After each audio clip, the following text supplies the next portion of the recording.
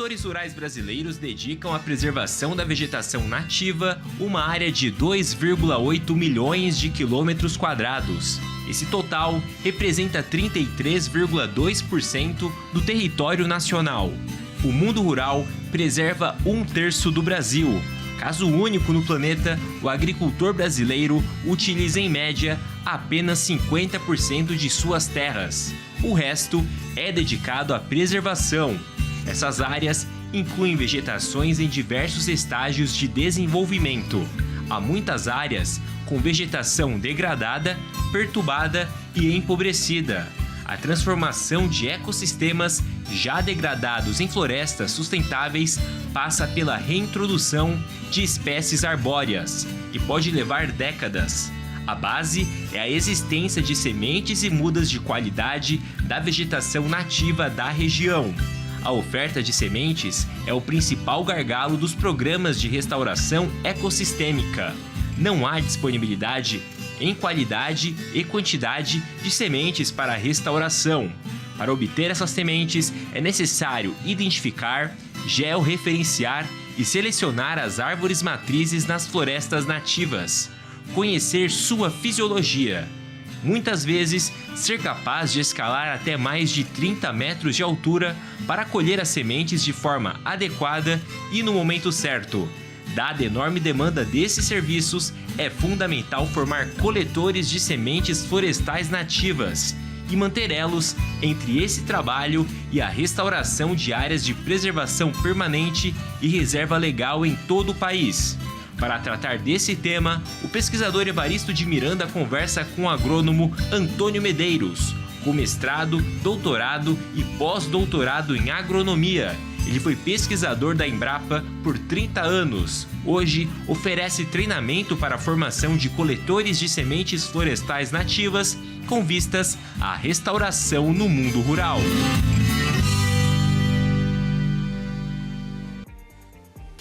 Olá! Bem-vindos ao Brasil Verde, um programa dedicado à sustentabilidade da agropecuária brasileira. E essa sustentabilidade caminha com duas pernas. Uma perna é cuidar bem do solo, das plantas, da biodiversidade, da água nas áreas cultivadas. E a outra perna é cuidar bem das áreas preservadas de vegetação nativa. E em muitos lugares do Brasil, essas áreas precisam ser enriquecidas em termos de flora, enriquecidas em termos de desenvolvimento da vegetação, e para isso é necessário reintroduzir espécies nativas. E onde conseguir essas mudas de qualidade, onde conseguir essas sementes, como levar adiante esse processo tão importante de recuperação ambiental. Nós vamos conversar hoje com uma pessoa, o Antônio, que sabe tudo desse assunto. Eu vou passar logo a palavra para ele. Bem-vindo ao Brasil Verde, Antônio. Muito obrigado, Evaristo. Olha, é um prazer você recebê-lo aqui no Brasil Verde e eu queria que você se apresentasse aqui para as pessoas, para a gente ter uma ideia de como é que você chegou nessa área que você está, não é? Como é que é a sua história? Você é da área rural, sempre mexeu com floresta, sua família, ou foi um caminho muito pessoal? Então, Evaristo, é uma coisa bastante interessante. Eu sou carioca e com 15 anos meu pai me colocou no Colégio Técnico Agrícola, lá na Universidade Rural do Rio de Janeiro, Federal Rural do Rio de Janeiro, e no técnico agrícola eu comecei a gostar da área agronômica, tanto que logo depois eu prestei vestibular para o curso de agronomia, engenharia agronômica, na Universidade Federal Rural do Rio de Janeiro, e depois de 4 anos fui trabalhar na extensão rural. Fui para a CAR Minas, antiga CAR, hoje é Emater, Minas Gerais, e me designaram lá para a UNAI, lá no interior, e onde eu comecei a gostar bastante da área agronômica, mas não tinha ainda nenhuma ligação com a floresta. E daí, logo depois, eu entrei para a Embrapa, em 1978, saí da extensão rural, e entrei na Embrapa no início da empresa, né, em 1978. De lá, eu fui trabalhar, então, no Centro de Pesquisa de Cerrado, CPAC, antigo CPAC, atual Embrapa Cerrados, com difusão de tecnologia. Mas eu queria ir para parte de pesquisa, eu queria trabalhar com pesquisa, eu não queria ser um difusor, embora eu tivesse muita habilidade para aquilo, para aquela atividade. E foi então que eu mudei de área. E o meu chefe, na ocasião, mandou eu organizar o laboratório de análise de sementes. E, começando a trabalhar com sementes, fui fazer o meu mestrado na Exalc. Na Exalc, eu trabalhei com sementes de trigo, fiz a minha dissertação de mestrado com semente de trigo, voltei para a Embrapa, trabalhei algum tempo com sementes em geral, de modo geral, fui gerente de produção do serviço de produção de sementes básicas da Embrapa. E, logo depois do serviço de produção de sementes básicas, eu voltei para pesquisa e fui trabalhar no Senagem, no Centro de Recursos Genéticos da Embrapa, na área de conservação de germoplasma, com o desenvolvimento de algumas pesquisas lá também. Foi quando me colocaram no programa de pós-graduação para o doutorado. E o meu doutorado eu fui para a Inglaterra, para o Kew Gardens, onde desenvolvi as minhas pesquisas, depois de ter passado pela parte das disciplinas da Unesp, de Jabuticabal. E essas pesquisas foram feitas com o Miracrodum urundeuva, a nossa aroeira. Daí que eu comecei a me apaixonar pelas espécies florestais. Era um grande desafio naquela ocasião, naquela época. Voltando ao Brasil, o meu diretor já me transferiu para a Embrapa Florestas, onde eu montei um banco de sementes florestais. E ali aquele projeto envolvia, além de pesquisa, também a parte de coleta de sementes.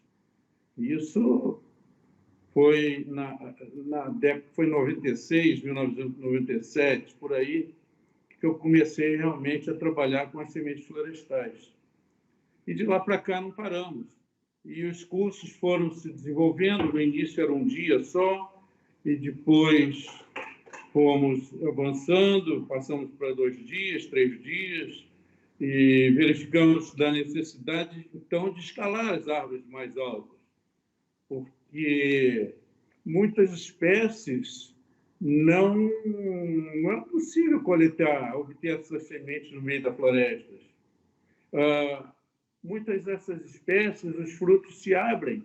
O cedro, por exemplo, quando o fruto fica maduro, o fruto se abre e libera as sementes aladas e ela sai pela floresta e é difícil de coletar. E cedro é uma árvore muito alta. E assim acontecia com cedro, com ipê muito alto, ipê roxo, né? Com a peroba, a nossa peroba. Depois nós analisamos a situação e verificamos que muitas dessas espécies, pela dificuldade, elas não faziam parte dos projetos de restauração ecossistêmica, pela dificuldade de obter essas sementes. Daí nós evoluímos ainda mais nos treinamentos e hoje nós damos treinamento e coletamos sementes e também damos um treinamento para escalar as árvores mais altas. E nossos métodos são seguros, adequados, apropriados para as árvores e nós conseguimos, nossos instrutores treinam as pessoas para subir qualquer tipo de árvore, seja qual for a altura, o diâmetro de tronco, claro, o formato de tronco e assim por diante. Então, Antônio, para quem está nos assistindo, não é? A gente ouve falar plantadores de floresta, é uma coisa bonita, uma expressão bonita, né? Plantar florestas, mas para plantar floresta precisa sementes, né? E precisa sementes com a diversidade, né? A riqueza florística daquele lugar. Eu não vou entrar em detalhe aqui na diferença entre riqueza e diversidade, mas é preciso uma grande variedade de sementes, uma certa proporção entre essas espécies, né? E, sobretudo, sementes viáveis, né? Então, esse seu trabalho, para quem está nos assistindo, é fundamental. E quando ele fala de banco de sementes, é como um banco, a gente pode ir no banco e emprestar dinheiro. O banco de germoplasma pode apoiar com sementes, precisam ser mantidas. Então, às vezes mantém em câmara fria e às vezes mantém até in situ. Tem árvores repertoriadas, conhecidas, onde regularmente você coleta sementes, não é? Então, o Brasil tem essa estrutura na Embrapa, em universidades, até em empresas, e tem muita gente com essa iniciativa, né? Hoje entenderam isso. Mas o interessante que você disse, que nos programas de regeneração, recuperação da vegetação nativa, onde até há sugestão de listas de plantas para se adquirir muda, para se plantar, não apareciam essas espécies mais difíceis de se obter, não é? Espécies muito altas, etc. Agora, não adianta você sozinho fazer isso. Então, hoje, você desenvolveu não só uma equipe, mas uma equipe que forma equipes, forma pessoas para trabalharem no Brasil, nas florestas, né, coletando. Então, se pudesse explicar para quem está nos assistindo, que não é só chegar assim, escolher uma árvore e subir lá, não é? Isso é codificado, tem que saber florística, tem que saber realmente a espécie, às vezes existem variedades. Explica um pouco esse cuidado que vocês têm de qualificação das matrizes, não é? Dessas mães, entre aspas, que fornecem sementes, e depois o cuidado que vocês têm no destino desse material. Aí, depois, no segundo momento, a gente podia falar da própria restauração florestal. Pode ser? Olha, iniciando então pode ser assim, Evaristo. Nós sempre conversamos com os alunos, com os participantes, são pessoas que trabalham em viveiros, em institutos ambientalistas e tudo, né? E sempre alertamos para a qualidade das sementes. A qualidade precisa ser considerada fundamental. Não apenas coletar numa árvore muito bonita, livre de doença, com um tronco retinho, bonito. Para nós não importa tanto se o tronco é reto ou não. O importante é que seja livre de doenças, uma árvore com boa estrutura, né? Bem frondosa, mas que produza qualidade em suas sementes, né? Qualidade física, fisiológica, apresente uma boa germinação e principalmente genética, né? Nós temos que atentar para esse lado. E nesse aspecto, nós sempre alertamos para a diversidade. Diversidade é importantíssimo, é importantíssimo. Não adianta, a gente escuta as pessoas falarem: puxa vida, encontrei uma árvore maravilhosa lá no sítio do meu avô, coletei muitas sementes, fiz muitas mudas, ele está feliz por causa daquilo, mas ele não está levando diversidade. Por isso que é importante se registrar as matrizes, selecionar as matrizes, marcar com GPS, ter uma área de coleta de sementes, 1, 2, 3 áreas de coleta de sementes, você reunir algumas árvores em uma área, outras árvores também em outra área, de forma que você tenha em torno de 30, 35 árvores daquela espécie, né? Um parêntese, olha, nós sempre estimulamos que o coletor estabeleça uma parceria com o herbário. O herbário é fundamental que exista essa parceria, porque muitas espécies são próximas e precisa estar, com certeza, produzindo semente daquela espécie, né? E depois eles vão montar um banco de dados, e ali onde vão ter os nomes científicos, o nome comum, né? E levar essas sementes para o viveiro. Não sei se muito bom. Responder todas as Não, ficou muito claro, Antônio. Nós vamos agora fazer um pequeno intervalo, nós estamos na metade do programa, e a gente já volta comentando sobre esse trabalho tão bonito, que é o alicerce da regeneração, a obtenção de sementes de árvores nativas em diversidade, em qualidade, qualificar pessoas para isso, para fazer esse trabalho no Brasil. Um minutinho e a gente já volta.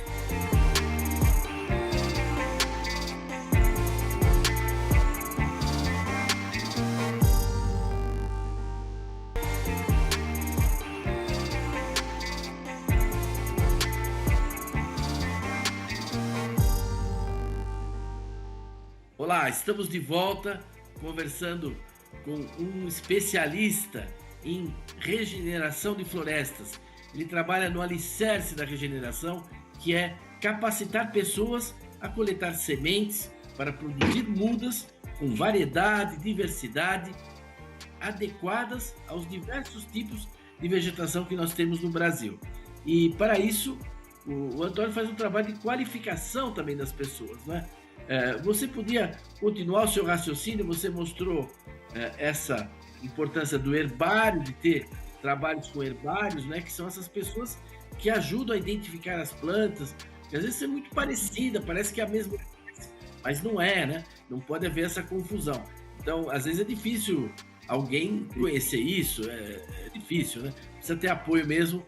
Mesmo no herbário tem especialistas nas várias famílias de plantas, não é?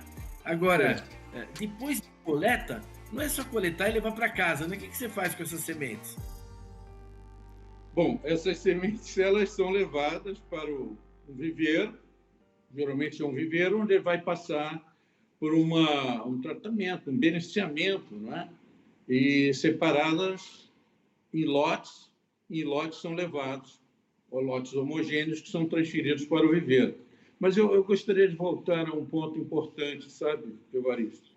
De respeito às regiões bioclimáticas. A gente escuta muito falar de colegas que trazem sementes de outras regiões para serem plantadas onde elas não existiam naturalmente, não é? Então, a gente precisa respeitar essas regiões bioclimáticas. Então, se você vai coletar no Cerrado, ali naquela região do Cerrado, determinada região do Cerrado, nas matas de galeria, que colhe ali naquela semente, depois que as mudas retornem para esse tipo de ecossistema, entende? Não pode coletar uma espécie lá da Bahia e plantar no Distrito Federal, como se fosse uma araucária, por exemplo, aqui do Paraná, levar para Brasília e plantar lá. Ela não vai ter problema, né? Vai apresentar problema. Então... Você está tocando num ponto muito relevante. Eu mesmo já enfrentei isso várias vezes.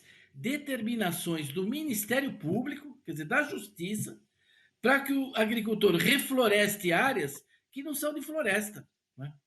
Que são áreas de cerrados, e ele é obrigado a plantar muda de árvore, etc., etc., completamente diferente do ambiente. Isso acontece, é inacreditável esse desconhecimento, né? Eu acho que, assim, o pessoal da área da Justiça, do Ministério Público, mesmo dos órgãos ambientais, são muito desinformados quando se trata de regeneração. Dá a impressão que o Brasil era uma grande floresta e precisa refazer tudo de novo. E não é bem assim, não é? Concordo plenamente com você. Algumas áreas aqui de Campos Gerais são gramíneas, no máximo alguns arbustos. Então, se tiver que regenerar essa área, restaurar, que se faça com gramíneas, com a vegetação nativa daquela área, não trazer árvores de outros locais. No final, elas podem até morrer, ou se não morrer, podem não florescer, se florescer, podem não frutificar, às vezes não tem o elemento que vai fazer a polinização, enfim, completamente errado, isso mesmo, concordo com você, nesse ponto de vista, exatamente isso. Sabe? Agora, você estava comentando, fazem lotes de sementes, é claro que tem semente pequena, grande, tem semente tem que ter um teor de umidade, né? Tudo isso, lá no pós-colheita, vocês trabalham. A pessoa precisa ter noção disso, né? Não adianta você coletar o lugar certo e depois não cuidar bem dessa semente, né? Pois é, não adianta nada ele coletar, aprender a escalar, subir, coletar, obter boas sementes, né? E depois perder essas sementes no viveiro. Tem um ponto bastante importante, que são espécies florestais que toleram desidratação. E uma vez desidratadas, essas sementes a um determinado ponto, elas podem ser armazenadas, embaladas hermeticamente e armazenadas. E assim elas vão durar por muito tempo no armazenamento. Um ano, 2 anos, até que se colha novamente, abaixo a quantidade, o estoque, ou que a germinação, ao longo do tempo, monitorando-se, essa germinação começa a cair, né? Por outro lado, existem espécies que não podem ser desidratadas. Se você desidratar um pouquinho que seja, o embrião morre. O caso típico da nossa araucária aqui, ela tem um embrião em torno de 51% de água, e se você desidratar o pinhão, vamos dizer assim, que é utilizado para pinhão, né? 38%, 39% de água, ele morre. O embrião morre. Pitanga, jabuticaba, e assim várias outras espécies que precisam ser coletadas, beneficiadas e imediatamente levadas para o viveiro. Aliás, a estratégia é que se alerte o viveiro: olha, a equipe de coleta essa semana vai coletar uma semente de pitanga, e vocês deixem preparados já os recipientes para receberem as sementes, né? Se for... Muito interessante o que você está colocando para quem está nos assistindo. Não sei se você concorda, mas eu tenho até discutido em arborização, em alguns condomínios, que o pessoal nos chama, fala, essa alameda inteira vai ser de ipê amarelo, né? Eu falo, tudo bem, mas você procure um viveiro que vai lhe dar de 10 mães diferentes. Não é pegar todas as vagens e plantar tudo da mesma vagem. Plantamos ipê, mas depois não vai muito bem, não dá fruto, não vai... Porque você pegou tudo uma espécie, vamos dizer, para quem nos assiste simplificadamente, é consanguíneo, né? Uma consanguinidade, como se estivesse colocando o irmão para se reproduzir com o irmão. Então, os viveiros de qualidade, eles dizem para você as procedências. Se você vai comprar 10 paineiras, eles são capazes de dar 10 origens, ou 5 origens diferentes, não é verdade? Mesmo em arborização urbana, isso deveria valer, não é? Exatamente. Nós orientamos, durante o curso, o treinamento, que seja mantido um espaço, uma distância de em torno de 100 metros entre árvores, para que ele possa...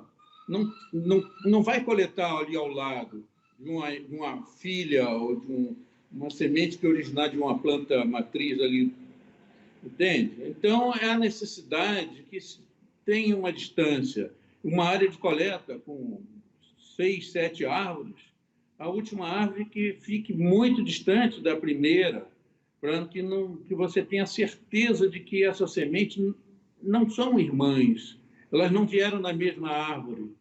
E você, então, utilizando 2, 3, 4 áreas de coleta de sementes dentro daquele mesmo ecossistema, daquela mesma região bioclimática, você vai garantir essa biodiversidade. Perfeito? Aqui em Campinas existe uma mata bonita que foi recomposta já nos anos 50, não é? E quando a gente perguntava para o produtor se era ele que tinha plantado aquelas árvores, aquela floresta, ele falava sempre, eu e os passarinhos, né? Porque realmente ele trouxe diversidade, teve frutos, não é só você, depois a própria natureza vai para frente. Mas se fica estéril, se não produz fruto, não produz semente, não vai. Fica aquela coisa meio deserta, estranha, né? Parece uma floresta morta, uma coisa estranha. Olha, eu acho que você deu, para quem está nos assistindo, uma visão muito interessante, desconhecida, de toda essa melhoria na qualidade da restauração florestal no Brasil. Você mostrou como a gente vem melhorando nisso, capacitando. Nós estamos indo para o final do programa. Então, eu queria passar a palavra para você. Você tem 1 minuto, 2 aí para encerrar, para você fazer suas considerações finais sobre como você está vendo esse futuro. Se você quiser deixar alguma mensagem, fique à vontade, Antônio, para os seus comentários aí. Muito obrigado pela oportunidade. Exatamente, existem vários programas de restauração ambiental, restauração ecossistêmica, mas muitos deles estão preocupados com quantidade de espécies. Precisa colocar 150 espécies aqui, mas não se preocupam lá embaixo, né, com a coleta das sementes, como elas precisam ser coletadas para você ter qualidade genética, principalmente, para você avaliar uma matriz durante algumas safras, não são anos, porque alguns anos elas não produzem, deixam de produzir, vão produzir 2, 3 anos depois. Então, você precisa ver a qualidade daquela planta, daquela árvore, e ter uma ideia de qualidade fisiológica de suas sementes também, né? Então, é fundamental esse treinamento, entender essa parte de biodiversidade, que é importantíssima, sabe? De não coletar nas ruas as sementes, não coletar... Às vezes, a gente vê algumas cidades, todas as árvores do mesmo tamanho, iguaizinhas. Será que vieram de várias árvores distantes uma das outras, dentro do mesmo ecossistema? A gente fica em dúvida, não é mesmo? Então, era isso que eu queria passar, da importância da formação do coletor de sementes, mesmo porque existe uma legislação. Existe a lei, a nova legislação, que obriga a coletor de sementes florestais nativas a se cadastrar junto ao Ministério da Agricultura. E ele precisa ter uma habilitação, ele precisa ser treinado para isso. Como é que ele vai coletar sementes de uma árvore, uma peroba de 28, 30 metros, se não tiver treinamento? Aí ele sobe, eu sei subir com esporas, eu sei subir com peconha, mas ele está arriscado a cair. Eu tenho vídeos, depoimentos de pessoas que caíram das árvores utilizando. Além disso, além do mais, a espora provoca ferimentos na árvore, né, no tronco. E esse ferimento pode ser a introdução de alguma doença, alguma praga, não é? Então, há necessidade de saber escalar uma árvore e fazer depois o rapel, descer da árvore com segurança. E mais, saber resgatar o colega lá em cima numa hora de emergência, não é?